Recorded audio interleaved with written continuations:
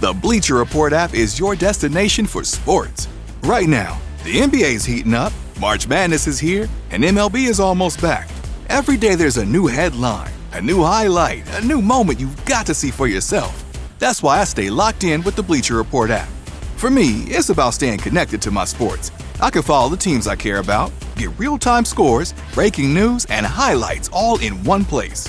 Download the Bleacher Report app today so you never miss a moment.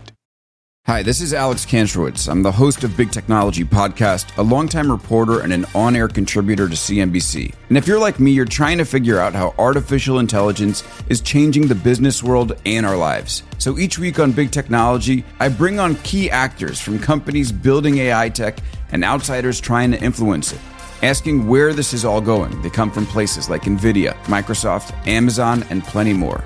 So if you want to be smart with your wallet, your career choices, in meetings with your colleagues, and at dinner parties, listen to Big Technology Podcast wherever you get your podcasts. What is going on? You are watching and, of course, listening to Tags Live, a.k.a. Talk About Gay Sex, the live edition, where we're here every Wednesday night on the Crowdcast platform. I am your host, Steve V, alongside Cody Maurice Doggett. How the hell you doing, Cody? Hello, darling. Importing now. How are you, boo? I am good. I know. We were just getting ready for the show here. This is episode 747. And I see a few people coming into our live stream here. And we welcome everybody to put in those comments and questions. But let's just get into it, because episode 746 really kind of created a whole stir, and we have part 2 tonight. And episode 746, if you haven't listened to it yet, really was based off of a show that I was watching, Age of Attraction on Netflix, that really has to do, it's a dating series, straight people, but we put ourselves into the mix, and we were discussing, what if you didn't know the person's age and you just started dating blindly, and you developed connections and went on several dates, and you started off on a retreat, but then ultimately went into what's called the promise room, because you had this connection with this other person to reveal what your actual age was and if you wanted to move forward with the connection. And then I'll let you listen more to the show or just watch the show yourself. We broke it down to dating with our co-host Jeremy Ross Lopez, but tonight we are moving forward to part 2, calling this the Daddy Divide: Power, Desire, and Age Dynamics in Gay Dating. If last episode we asked if age matters, this episode we're asking why it turns us on and when it becomes a problem. We talked about age, how it shapes attraction, perception, and even the choices we make in dating. But we didn't fully talk about something we all know is there: power. Because in gay dating, age isn't just a number, it's an identity. Things like daddy, boy, twink, sir. These aren't just labels. They come with expectations, dynamics, fantasies, and sometimes imbalance. So today we're asking the question, are we attracted to people or what they represent? When does an age gap feel sexy, and when does it feel complicated? And are we actually choosing connection or playing out roles we've learned? Let's get into it. Let's start. What makes daddy energy attractive? Cody, things like confidence, stability, experience, sexual relationships. What does daddy actually mean to you? And is it about age or energy? I would definitely say it's more about energy, because there's young daddies out there. There are daddies that are of daddy age that don't seem like a daddy, if you ask me. Yeah. But yeah. But I do think that, like, it's all about the energy. Yes, that whole daddy visage and that allure of maybe like a physical type has its place there, and it really helps drive fantasy forward, or that whole embodiment of the daddy. All of that is included with a visual, and it makes it that much more palpable, but it doesn't necessarily have to be there. It's definitely about an energy, about being able to be secure and kind of a rock to lean on, and somebody that is just like stable and there for you. And yeah, they can wrap you in their big arms. And I agree with you. It's that energy, I think. And if you listen to older episodes of this podcast, you'll hear me in particular wondering if I was becoming into that daddy. I'm 55, but I don't know that I really embraced it until a few years ago. And I definitely have now. And it's definitely come maybe a little bit later. I don't know that there's really an age of when somebody becomes a daddy. We really were focused on the actual number on the last episode, or perceived numbers when you don't know someone's age actual number, and then when you actually find out, and the perceptions that come along with it through societal and just being in the community. But I don't know that mine was a little bit later, if you will, but it really had to do with confidence and how I carry myself, and then the people that I was attracting. And of course, I mentioned my husband's 11 years younger than me. I don't know if I knew his age at the time, but we don't really play so much in the daddy son role, although we do say sir to each other here and there, and that can be kind of fun. But it's kind of a confidence. And I would say for me, it's played out in how I present myself in social media. And for this show, I've really embraced my daddiness in terms of really imparting the wisdom that I've learned throughout the years, through my storytelling, through just being confident and telling my age, to how I present myself in my pictures. And it's a confidence that I think I've really leaned into that's really kind of been fun, to be honest, that I really enjoy. Oh yeah, I do too. I think that one of the best things about getting older is coming into not only being a daddy, but just kind of like being more confident and secure within yourself. And I think that just comes with life experiences. I feel like my last relationship and all of this past year, releasing an EP, doing all the things, becoming close with friends, all of that helps add to this whole security and knowing myself. So I feel like that is a huge part of being a daddy, like knowing who you are and just leading with that. We talked a little bit about it in the last episode on perception in our community over the last several years, where people lead with their OnlyFans and use the word daddy. I'm thinking of Daddy Will, who's of Tantric Fitness. And shout out to Will, love you. Hey, Will. Hey, Daddy Will. And yeah, and I think it's become almost a sexual thing in our community in a good way that maybe always wasn't there. At earlier periods, I feel, if you said your age, we didn't really lead that much, I feel, back in the day. And now we do, which I think can be a really good thing.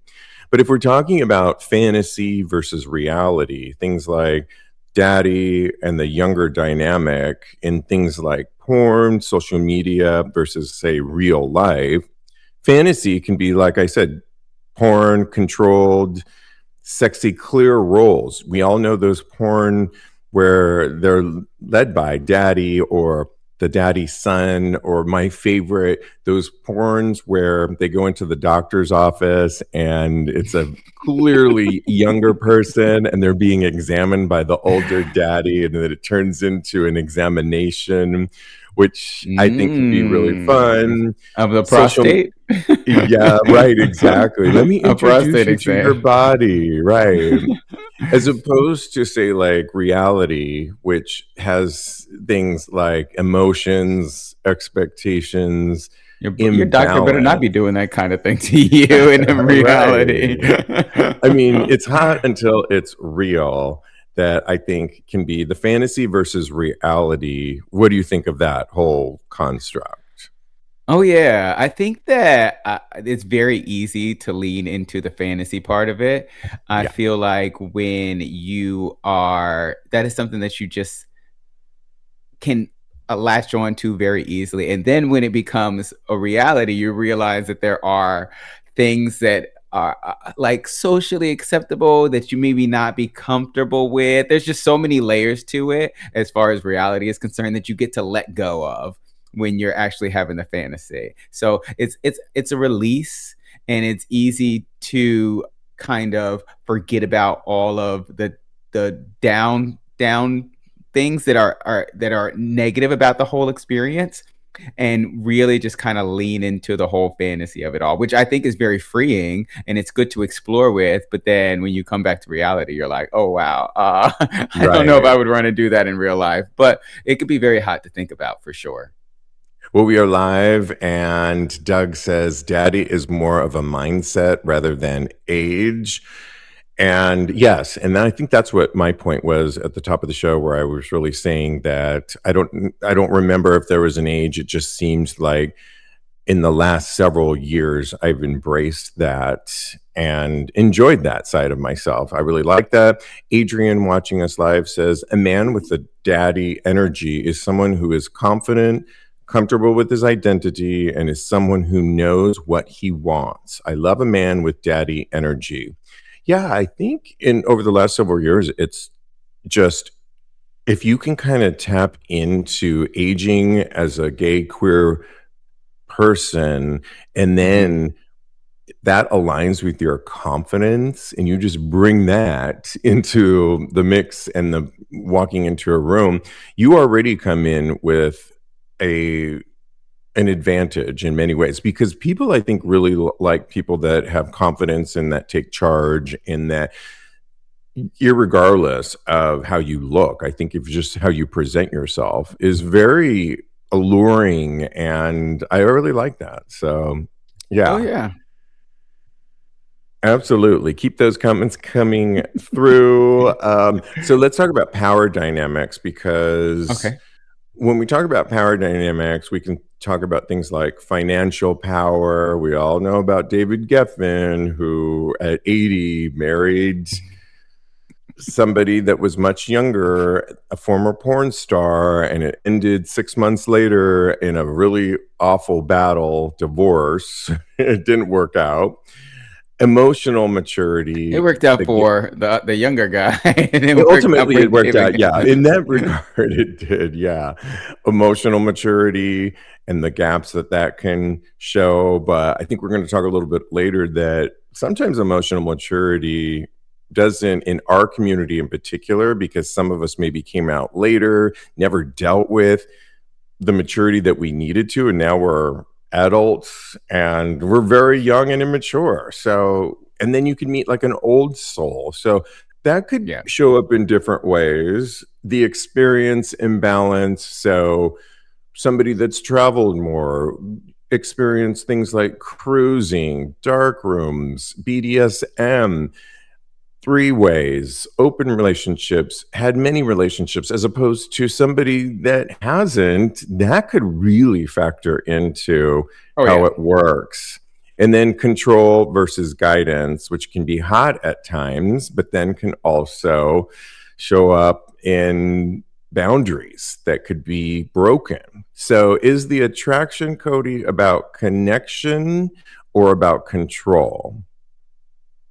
I think it's under the best circumstances, it's about connection. Under a lot of circumstances, it's about both.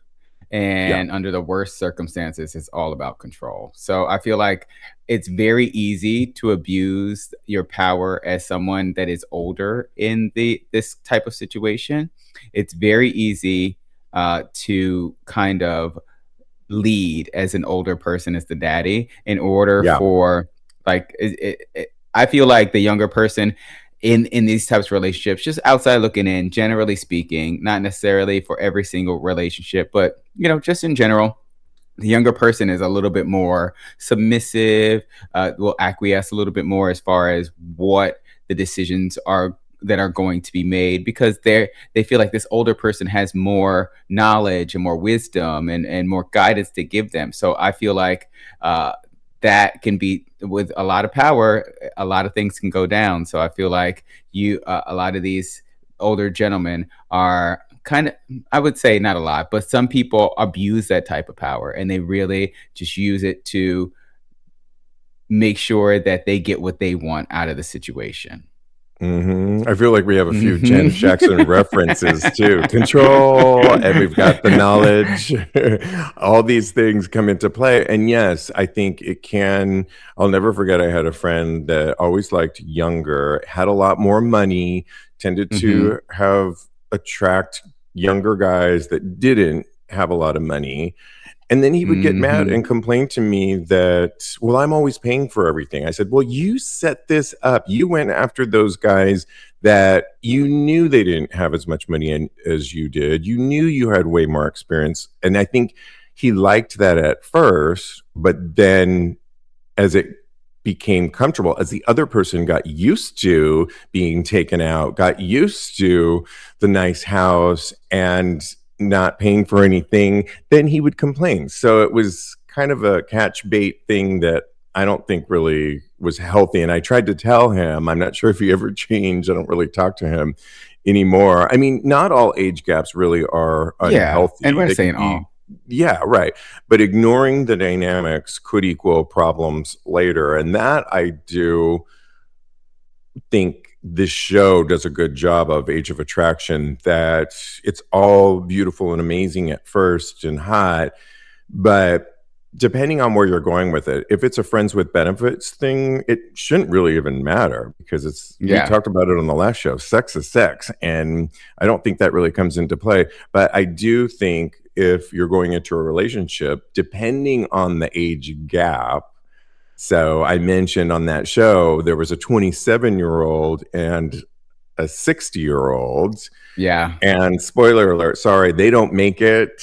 They don't make it. They don't make it. They don't even get to the next phase of it. Because I just think 60 and 27, it's like, that's kind of a huge gap. And we were talking about it in the last episode, but the cultural touchstones, that's kind of important, honestly, to be able to relate to people on that type of level, to where your references there's overlap on them. So anyway, continue. The 60-year-old will get your Green Acres reference that you used on the last episode that I know you said you watched at Nick at Night when you were a kid. When I was like 5, I used to live for Zsa Zsa Gabor. I don't even think the 27-year-old would they know Nick at Night? Are they still showing that show anymore? I don't think so. They don't even know the Spice Girls. I have to quiz the people at my job all the time. I have to be like, what are the 5 Spice Girls? It's hilarious. There was a funny moment in the series where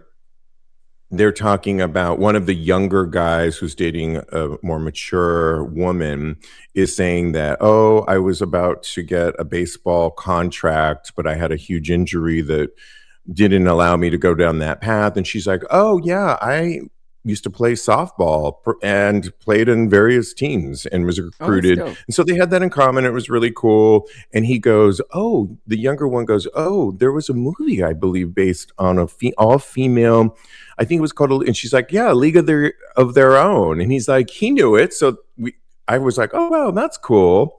He knew. But then she says, awesome. Oh, I think Madonna's in it. And he's like, wait, Madonna acts?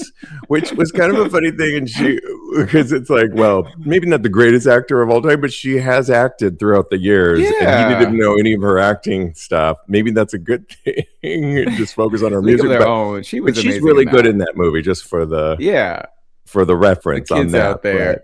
Yeah. Also, I don't know if you've seen this TikTok of these kids they don't know what Whitney Houston in the 80s looked like. They put up a picture of Whitney Houston in the 80s and they're like, who is this celebrity? And none of them get it. I loved Whitney in the 80s with that like hair that was just kind of big and bows in her hair and all kind of very fun, jumping around. She couldn't dance, but she could jump, and it was super fun. She couldn't dance, but she could jump. I'm getting you a shirt that says that. Yeah, exactly. Okay, well, let's talk about internalized ageism. So things like fear of aging in our particular gay culture, aging out of, some people might feel aging out of desirability, or becoming what you once filtered out. Cody, are you rejecting older men or rejecting your future self? I know we wanted to talk about that. When you're only going through a certain age gap that you want to date, but then you find all of a sudden, well, in your case, you look so young that, Oh, me? maybe at the time people didn't look, I always looked younger than my age, but I think I was always open to it. But Yeah. did you ever have like a number that was like, uh-oh, if I get to that age, that's old and I would never date that, and now you're getting close to that age? Yeah, I think as far as I've been dating, my age gap for dating was 10 years. So there was a certain point like where I wouldn't have dated a 40-year-old. And I'm in my 40s right now. And I'm back in my 20s, I definitely thought that 40 was old. And like, I was like, oh, I can't even imagine being 40 years old. It's going to be so old. My life is going to be not over, but I'm just going to be sedentary. I'm going to just be I mean, I'm sitting sure Zsa around. Gabor or Ava Gabor, whichever one Watching was, yeah. Shasha. But yeah, that's not what life is like now. So I think it was maybe. Ava Gabor, by the way. Oh, okay. Yeah. Yeah, I think but anyway, Shasha sorry. was. Yeah. Thank you. Yeah. See, you got. I don't know. I was so young. I don't. I Uh-huh. don't remember. But yeah, I definitely probably did not. I was running away from aging probably because I feel like for me, aging when I was in my 20s, not now, and not probably in my 30s too, because I kind of let that go. And it was a good thing Yeah. to let any of that fear go. But in my 20s, I feel like I worried a little bit more about aging and what life would look like as an older gay man, because I don't know if we saw a lot of older gay men out there in the community because there's so many factors that were out there, the AIDS epidemic, so much homophobia out True. there, so people had to hide more. But yeah, so all of those factors kind of weighed heavy on my mind about what me growing older as a gay black man would look like.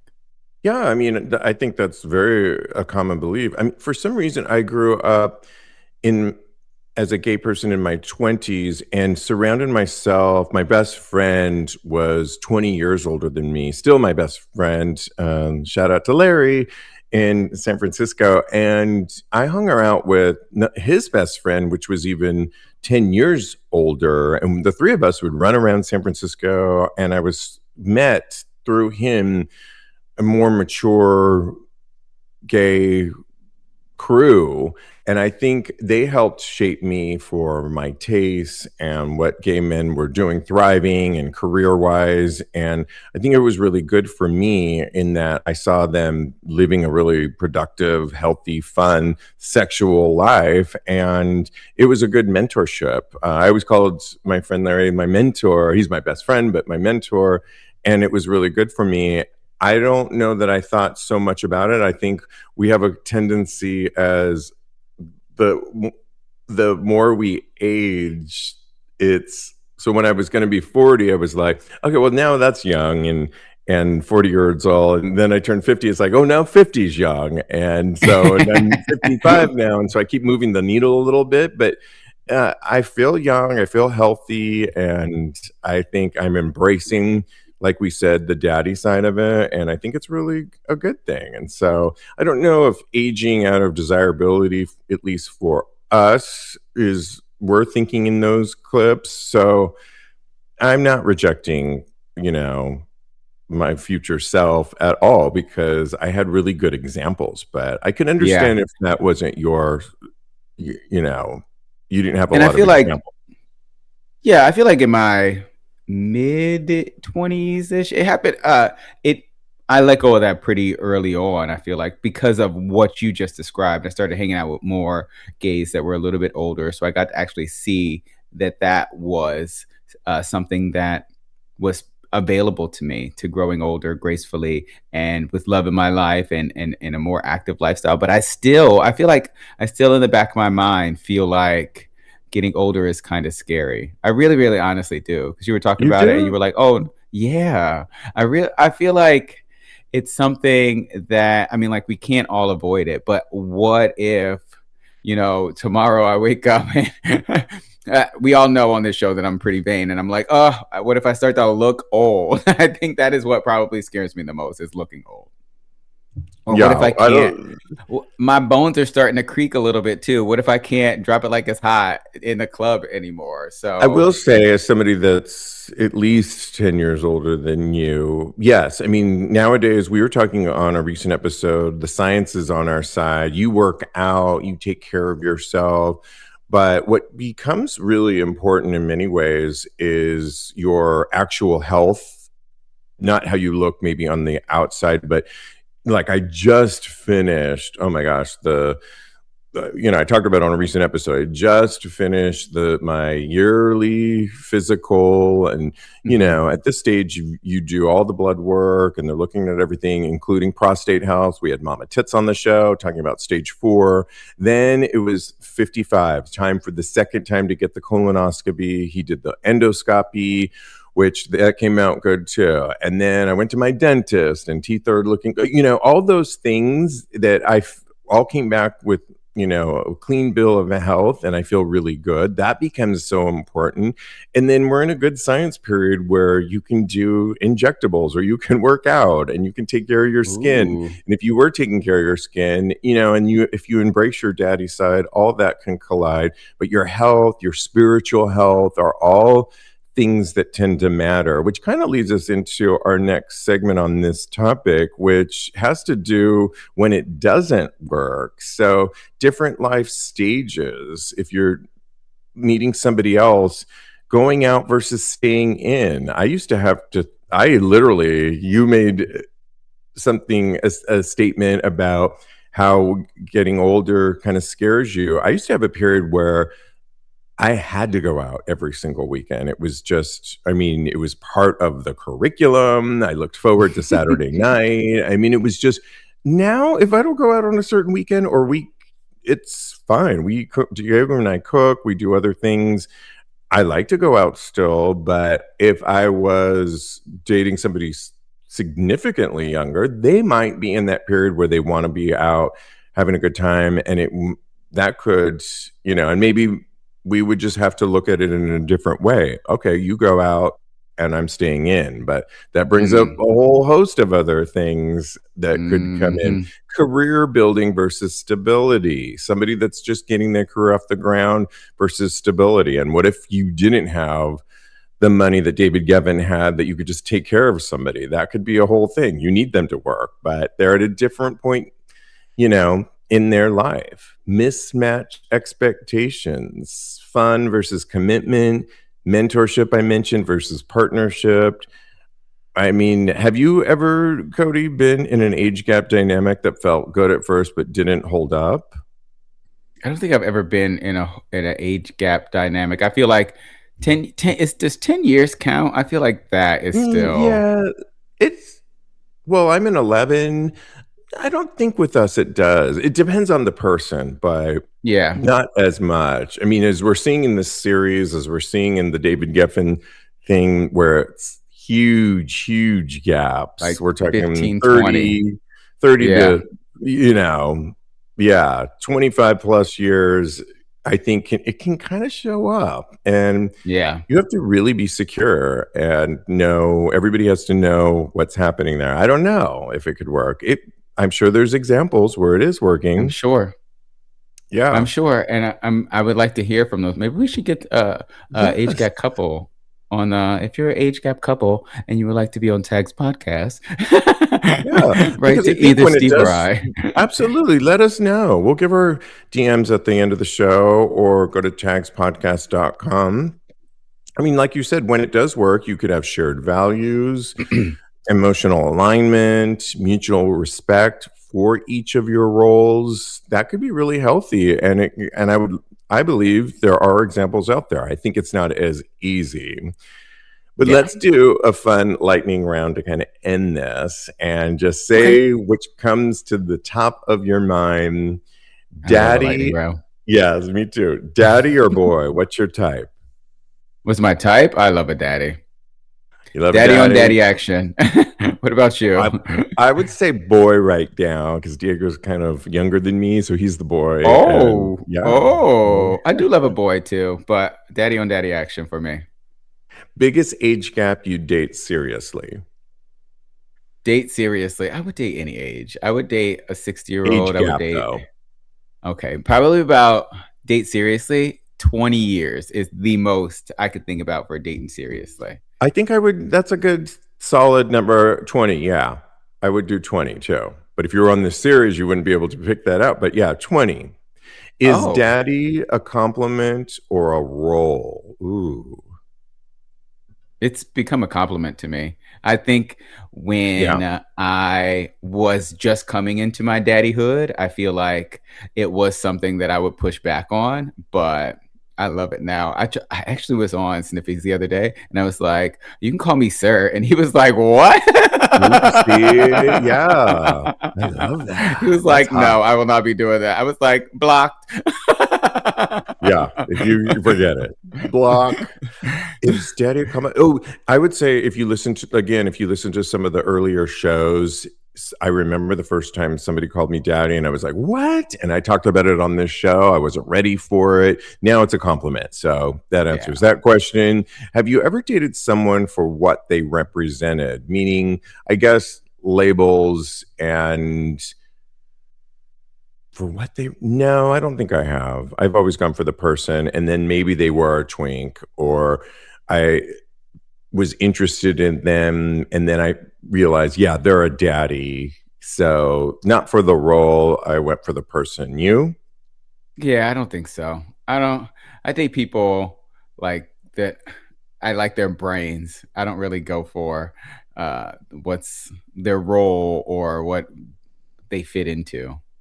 It's nice. It's nice to look at sometimes, but it's definitely, I date people because of their brains. Yeah, exactly. Do we have any comments before we move on, Cody? Where I pull up our next. George says, aging is only a number. Keep your appearance up and live for the day. I totally agree with that. Yeah, absolutely. Really good stuff. Let's keep that conversation going over on our Tags Patreon community where we can talk. The Bleacher Report app is your destination for sports. Right now, the NBA's heating up, March Madness is here, and MLB is almost back. Every day there's a new headline, a new highlight, a new moment you've got to see for yourself. That's why I stay locked in with the Bleacher Report app. For me, it's about staying connected to my sports. I can follow the teams I care about, get real-time scores, breaking news, and highlights all in one place. Download the Bleacher Report app today so you never miss a moment. Hi, I'm Alicia. And I'm Stacy. And we make Trashy Divorces, everybody's favorite good podcast about bad relationships. Looking for something true crimey without the gore or the body count? We've been churning out funny, feisty, feminist episodes since 2019. So if you're looking to put some scandalous stories told well into your ears this summer, check out Trashy Divorces, wherever you listen to podcasts. Trust us, we've covered someone you love. Or someone you love to hate. About it all week long. You can get a free account tier. Go to patreon.com/tags podcast. If you grab a paid tier, we have a brand new bonus episode coming out tomorrow. So either way, we appreciate you heading over there and we can keep this conversation going. Okay, well, we've got to get into hot topics, and there's been a lot of buzz building around an unexpected douching hack, and a lot of hungry bottoms are all in.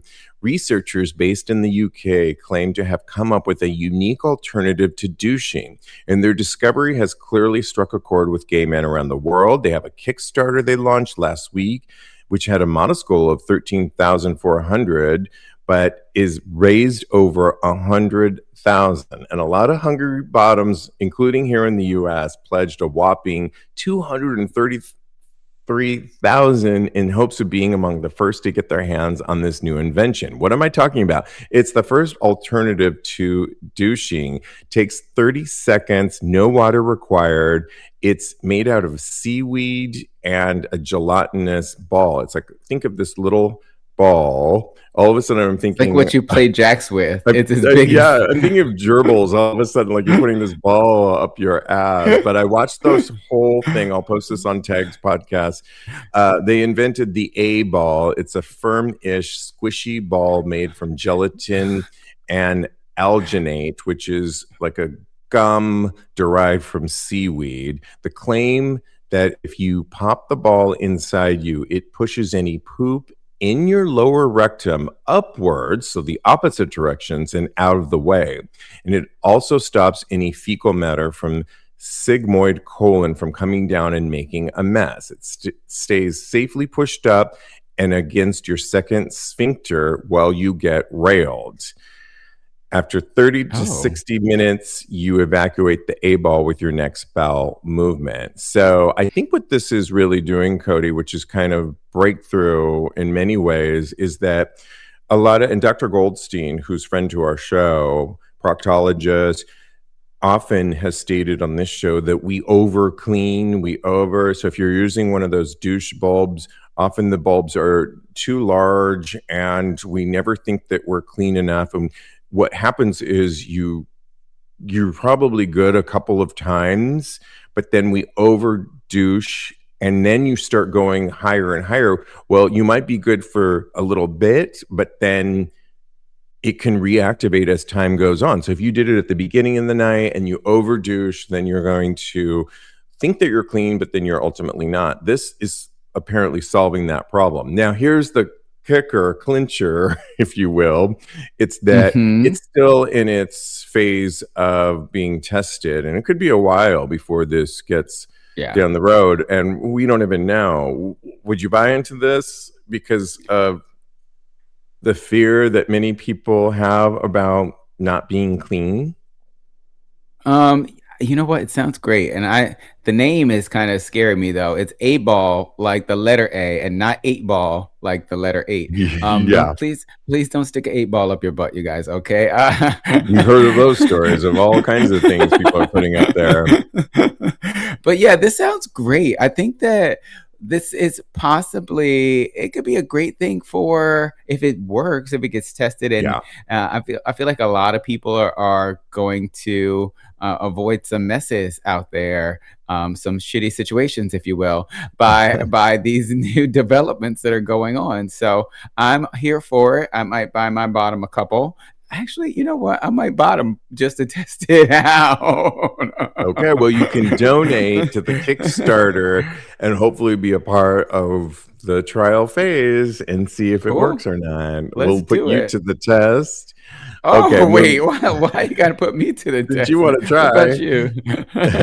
I mean, I listen to a lot of Dr. Goldstein and don't over when I want to go there. And I think I kind of understand it. I also diet-wise keep it, without having that issue as much. So I haven't really had that problem, but I'm always for science and new features. So let's go. Let's get this on the market.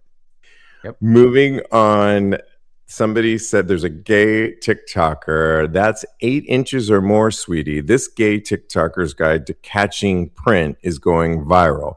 Catching print, you said, is, Cody? It's when you can see the outline of the dick and you kind of, while it's in pants, basically. So you can just kind of tell where it is, based on where the dick print is on the pants, exactly. Dating coach Anwar White responded that you can figure it out. I'll read you what he figured out and how you can do this and see if he's right. When basically a girl pointed out that if you could see a man's dick like you could see a girl's boobs, a whole lot of men would be going, because you can see the size of a girl's boobs just they're out there, right? We can't see until we go home with somebody what it's really like, or go to the bathroom stall like I like to do to see what we're really dealing with before you bring them home. Well, he created this whole chart called How to Catch Print, and it's type A, B, and C. Type A, you're looking at someone's crotch in their pants and you're looking where it peaks. If you're type A, the bulge peaks at the middle or above, right above the inseam. So if you're type A, you are, I believe, pretty small, and that could be You're on the okay. smaller side. You could be on the smaller side, and he, if you listen to the whole TikTok, I'll post this on our Patreon community. He actually says that look at how it's on one of them. He has it. It might be type A, but it looks pretty wide, so he could be pretty thick. So that could be a good thing. So you kind of got to get in there and look. Type B is the bulge peaks at the middle or lower of the inseam. And this is where he said these are the guys that their dick goes right to their ball sack or right below it. And I realize I might be in that B area, but I'm thinking type B, no, where the inseam. Type D is it's way much lower. It's the banana. It's wrapped, shaped, and it just goes way below the inseam, and there it could be flat, and then you see the peak of the man's pants. Do you like his science? Are you here for it? Or I mean, do we need to get like I don't know. I don't walk around with my glasses on the street, so I'm gonna be like going too close and being pretty close. Yeah, too close, and I'd be putting a lot of people in, get away from me kind of thing.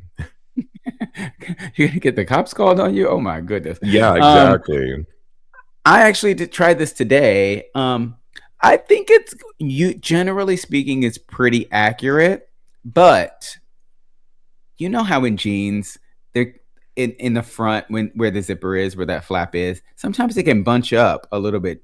That's just the way the jeans are made. So yeah. I don't know. It can be when you're in jeans, it's a little bit harder to guess where the break is.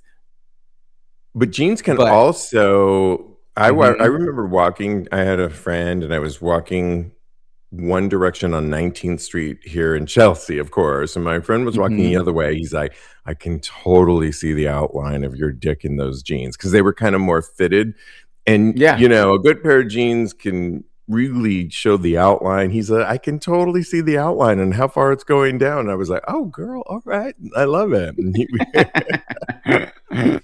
Yeah.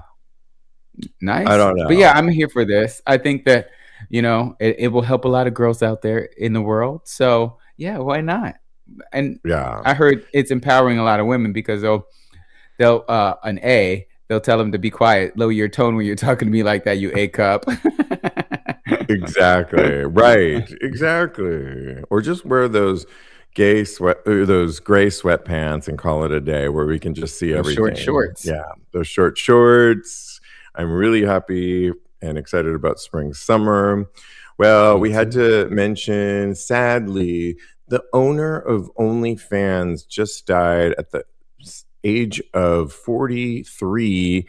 I'm talking about Leo Radvinsky, died of cancer over the weekend in Florida. He was, like I said, only 43.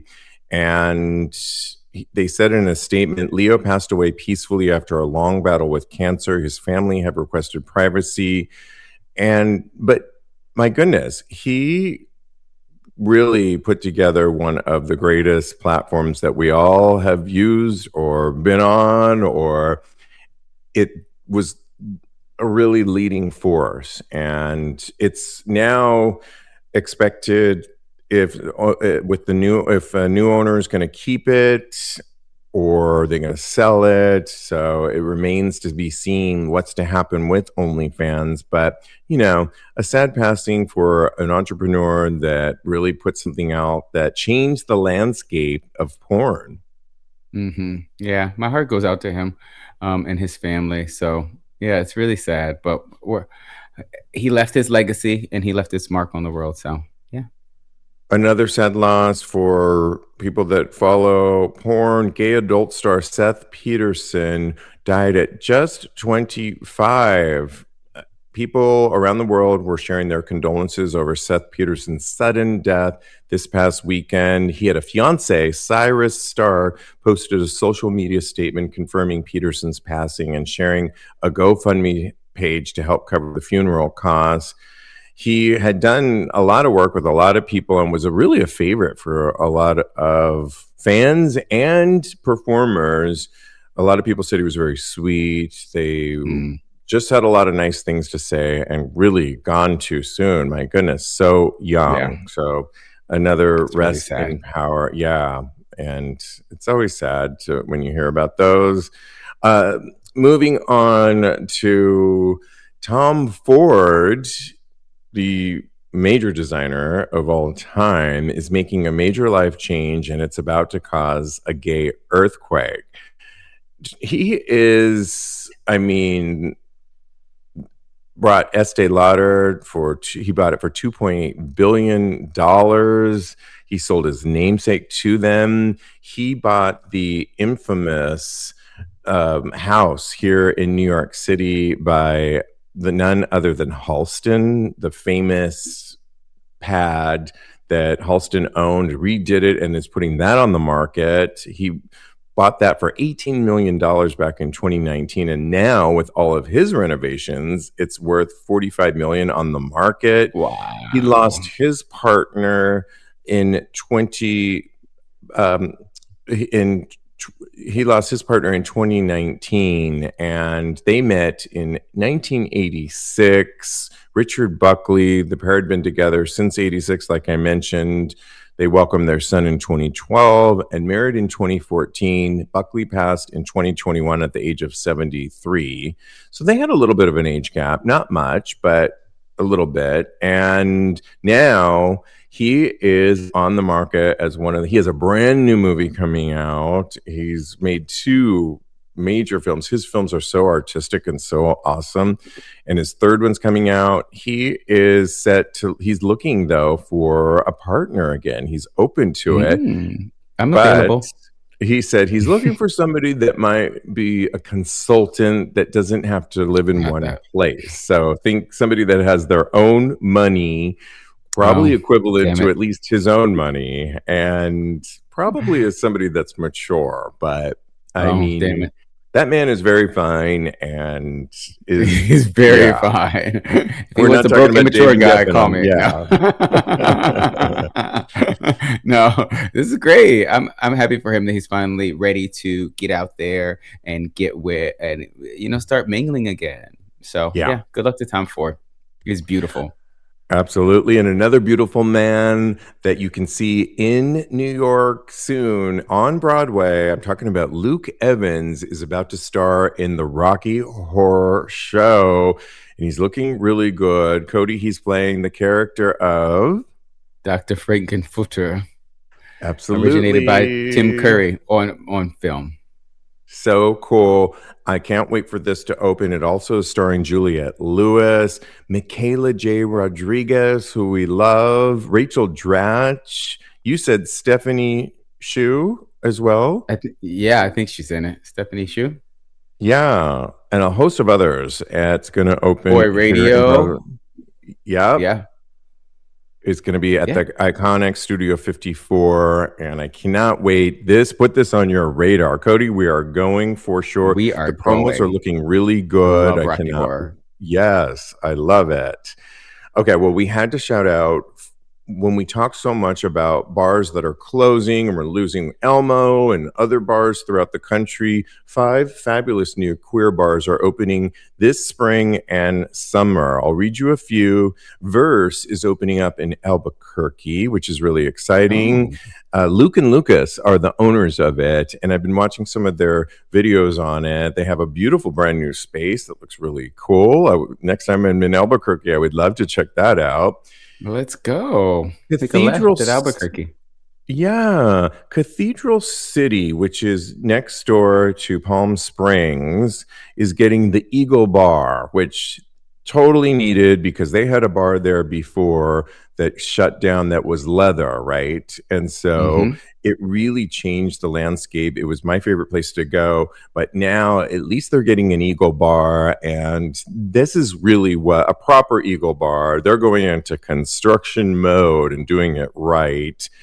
And it's going to be exciting the next time you go to, because if you go to Palm Springs, it's really like the next city over. It's a quick hop, skip, and a jump.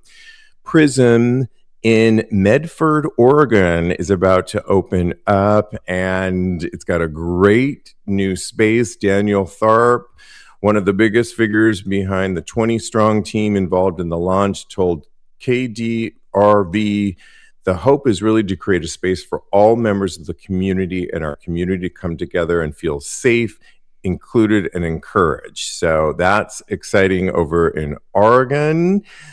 And Everywhere Social Club in Chicago, Illinois is going to be opening up. And Zachary Waltz is opening up this new space that is going to be alcohol free. Not that they're against alcohol, he said, but that they really want a space that's going to be cafe by day. And then it's going to move into really community and performances at night. And I think they've got a really good space and a good marketing team behind them. Lovely. Fathom in Chicago is going to be in the Lakeview neighborhood. The team hopes that Fathom will open next month, and it looks like it's got a great space as well. And Chicago, as we've been reporting on, really is Chicago's the place, because Chicago's remember the Tale of Two Eagles that we reported on that are opening up. Oh yeah, we still gotta go. We still gotta go. We gotta visit and give our report. Visit our good listener friend James and go Hi, for James. What's the days called? Market days. Market days. Yes, we gotta go for that. Oh my goodness. And a follow-up to the Pussycat Dolls. We mentioned that they are reuniting with my favorite, Nicole Scherzinger, and three of the other dolls, Ashley Roberts and Kimberly Wyatt, minus one of the dolls, Jessica Suta. And we didn't know much as to why. There's new indications now that Jessica was on a recent podcast and thinks the fact that she supported RFK Jr. and is MAGA, her words, MAGA, that's why she wasn't invited back to be part of this reunion tour. We mentioned that the Pussycat Dolls have a brand new song called Club Song. I heard it. Do you like it? It's cute. I like it. It's cute. It's cute. We'll see what the rest of it is. And that they're going to be on a tour, and they're going to be at WeHo Pride headlining. And so do you think they excluded Jessica for her quote unquote MAGA support? A cordial answer is yes, it is. I've been in too many fights this week, so I'm not going to go any further than that. But yes, I think that that is probably why I feel like maybe they want to distance themselves from that and a lot of the things surrounding that. So, and maybe they just don't agree with her, and they would rather her not be there because of her beliefs. So, and the good that's thing was totally she said their... in an interview. Yeah, she said she found out when they decided to do this, but she didn't seem that she was mad, but she wished them well. So yeah, and you know what, the members of Destiny's Child, Latavia and Latoya, they didn't know until the video came out. So it happened. Oh, here we go. God. Never a good thing. Well, we love giving advice on this show, and today is no different. We'll give our handles at the end of the show, and you can always ask us for sex or relationship advice. This one comes from Reddit, where they asked the question, discreet men and how to manage requests for face pictures before an online hookup visit happens. This is kind of interesting because we were talking about this on our last Tags Live with our special guest, and they wrote on this one, interested to hear from other men about how you manage the dynamic where on online hookup apps or platforms before a hookup takes place, many guys request face pics. In the context of someone wanting to remain discreet and anonymous, no public face pics are initially online. In my case, I have ass, chest, cock pics, but no face. As my concern is these pics being used for malicious purposes if identified with my face. For example, work, professional implications. At some point in time before a hookup proceeds, I usually get asked for face pics, but my response has generally been, it's only provided after a bit of chatting and sense of trust. What do you say to this? How do you answer to this, Cody? Do you provide the face pics? Do you even care? I don't care at all. I don't care. I wouldn't care. Yeah. I don't care. I've been on the apps, and I feel like a lot of guys, they'll have a completely blank profile, and then they'll send me. This is gonna sound horrible. Maybe I do want to fight. They'll send me a picture, and it's an expiring picture of their face, and I'm like, "You wanted to protect that? I don't understand." Oh wow! But no, I understand that people want to be discreet. I understand that it's their duty. It's, they have things to protect, but not everybody is trying to steal your identity. I think that if you're going to be on these apps, there's a certain amount of risk that you have to actually expect. And if you don't want to share your face, you don't have to share your face. There's somebody out there that will take you faceless. So there's also disappearing pics. You could do that, I think, which can be really good. Grindr, you can't screenshot any of the pictures. I think you can on Sniffies. I'm not quite sure, but I feel like I like that side of it. I don't think somebody was asking on a different forum. What about giving your number? They were uncomfortable. I wouldn't give my number initially. I just gave my number out today. I don't. I honestly really do not care. Yeah, but I like live my life out. So the circumstances are different for me. So, and like I live completely like you got a problem? Yes, I'm a faggot. So there you go. Do about it. So it's different for me. I can't hardly even wrap my head around it because it's been so long since I was in the closet. So yeah, good luck to them. I know that there's somebody out there that will fuck you without seeing your face. Bryce watching us live says, if you're on an app, show your damn face and stop wasting time. Expiring pics are annoying. Okay. He sounds like he's agreeing with you, Cody. Just, show your face.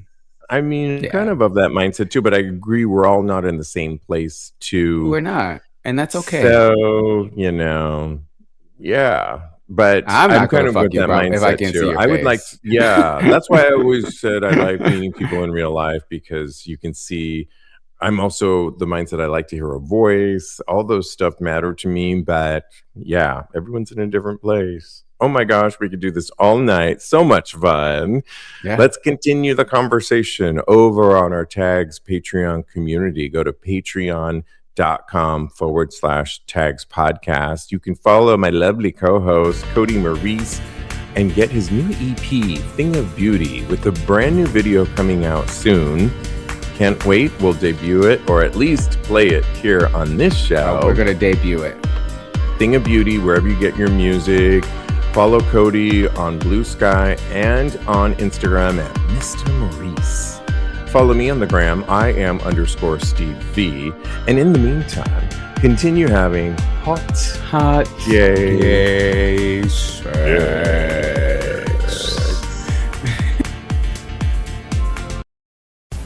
The Bleacher Report app is your destination for sports. Right now, the NBA's heating up, March Madness is here, and MLB is almost back. Every day there's a new headline, a new highlight, a new moment you've got to see for yourself. That's why I stay locked in with the Bleacher Report app.